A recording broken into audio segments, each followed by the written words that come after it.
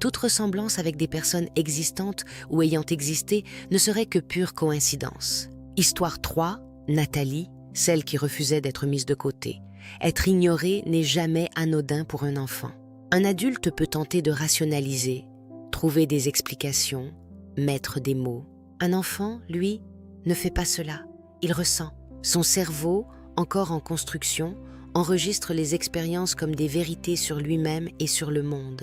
Dans les premières années de la vie, son système nerveux apprend quelque chose de fondamental.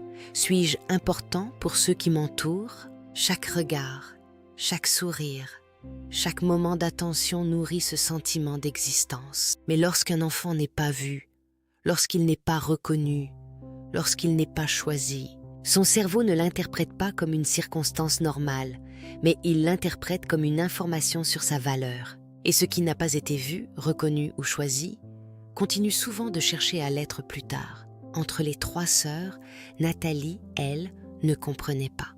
Ou plutôt, elle comprenait trop bien.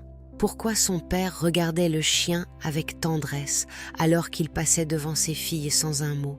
Pourquoi il trouvait le temps de jouer avec lui, de lui parler, de rire même parfois, mais ne semblait jamais trouver quelques minutes pour s'asseoir avec elle? Dans l'esprit d'un enfant, ces incohérences deviennent des énigmes douloureuses. Le cerveau cherche une explication. Et bien souvent, l'explication qu'il trouve est la plus dure. Peut-être que je ne mérite pas la même attention. Chez Nathalie, cette blessure ne restait pas silencieuse.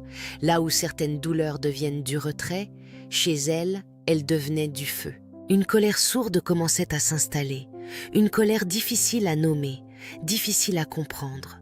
Parce qu'il y avait aussi quelque chose de profondément honteux dans ce qu'elle ressentait, une jalousie interdite. Comment expliquer qu'on puisse se sentir remplacé par un animal? Comment dire qu'on envie les caresses d'un chien? Pour un enfant, ces émotions sont trop complexes. Alors le corps parle à la place des mots. Le système nerveux de Nathalie s'active.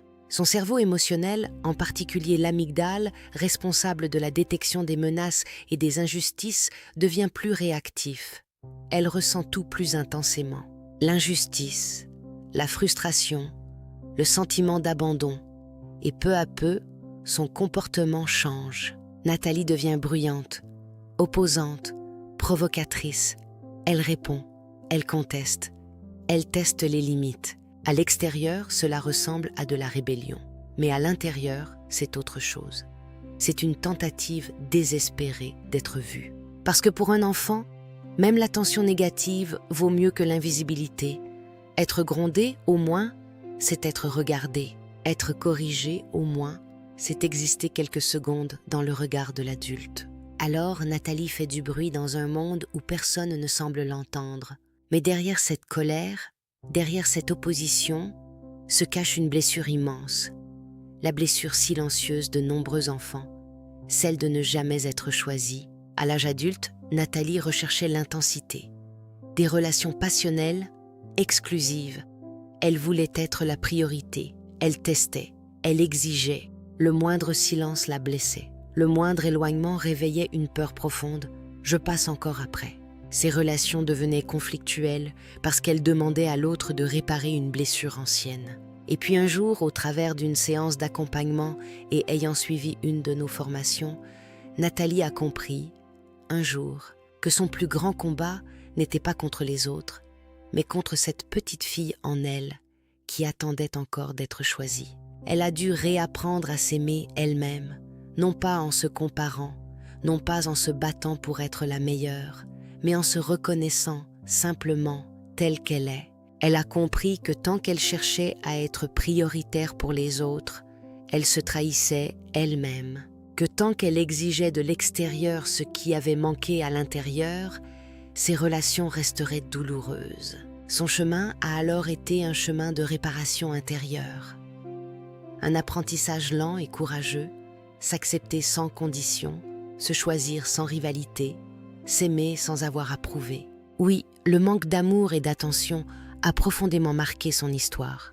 Il a contribué à façonner ses peurs, ses réactions, ses excès. Mais il ne définit pas la fin de son récit, car il est toujours possible de remplir soi-même ce bol d'amour, de se donner ce qui n'a pas été reçu. et d'entrer en relation non plus par manque, mais par plénitude. Alors qu'en dites-vous? Et si c'était vous? Et si c'était moi? Et si j'étais Nathalie? L'enfant mise de côté qui n'a jamais cessé de se battre pour compter et qui apprend enfin qu'elle a toujours eu de la valeur. Merci et à la prochaine.